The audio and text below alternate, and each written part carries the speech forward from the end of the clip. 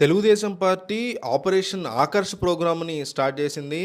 వైసీపీకి సంబంధించినటువంటి రెబెల్ ఎమ్మెల్యేలైన మేకతోటి చంద్రశేఖర్ రెడ్డి, అట్లాగే ఉండవల్లి శ్రీదేవి వీళ్ళిద్దరితో ఈ యొక్క ఆపరేషన్ ఆకర్ష్ ప్రోగ్రామ్‌ని స్టార్ట్ చేశారు చంద్రబాబు నాయుడు. వైసీపీలోని రెబెల్ ఇంకెంతమంది బయటికి రాబోతున్నారో చూడాలి.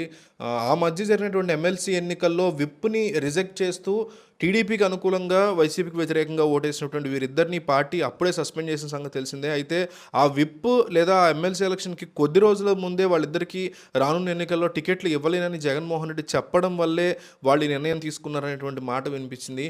అయితే ఈరోజు వాళ్ళు చంద్రబాబు నాయుడు సమక్షంలో నేరుగా టీడీపీ పార్టీలో జాయిన్ అయ్యారు. అయితే పార్టీలో జాయిన్ అయిన తర్వాత మేకతోటి చంద్రశేఖర్ రెడ్డికి డెఫినెట్లీ సీట్ వచ్చే అవకాశం కనిపిస్తున్నా, ఉండవల్లి శ్రీదేవికి మాత్రం బిగ్ షాక్ తగిలేలా కనిపిస్తోంది. ఆమెకి ఎట్టి పరిస్థితుల్లో సీట్ ఇచ్చే పరిస్థితి లేదు అంటూ తెలుగుదేశం పార్టీ శ్రేణుల నుంచి కొన్ని వార్తలు బయటకు వస్తున్నాయి.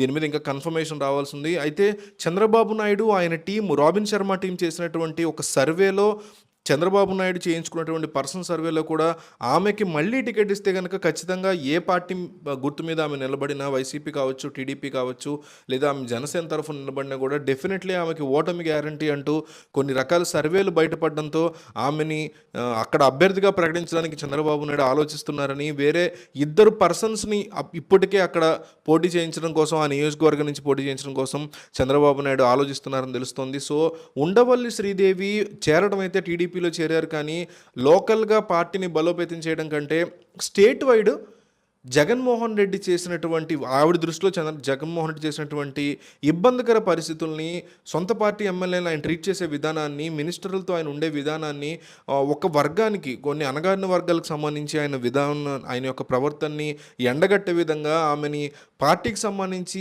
ఎక్కువ ప్రచార సాధనంగా ఉపయోగించుకోవడానికి చంద్రబాబు నాయుడు ఆలోచిస్తున్నారు తప్ప బీఫామ్ ఇచ్చే ఉద్దేశం చంద్రబాబు నాయుడికి ఎస్పెషల్లీ ఆమె నియోజకవర్గం వరకు అయితే ఖచ్చితంగా లేదని, రానున్న రోజుల్లో మనసేమన్నా మారచ్చేమో కానీ ప్రస్తుతం చేయించుకున్న సర్వేల ప్రకారం ఎలక్షన్కి మళ్ళీ ఒక నెలన్నర రోజు, 45 రోజుల లోపు ఇంకొక సర్వే నడుస్తుంది టీడీపీ వాళ్ళది. కానీ ప్రస్తుతం ఉన్న పరిస్థితుల్లో మాత్రం, రీసెంట్గా చేయించుకున్న సర్వే ప్రకారం మాత్రం ఉండవల్లి శ్రీదేవికి ఎట్టి పరిస్థితుల్లో బీఫామ్ ఇచ్చే పరిస్థితే లేదు టీడీపీలో అంటున్నారు.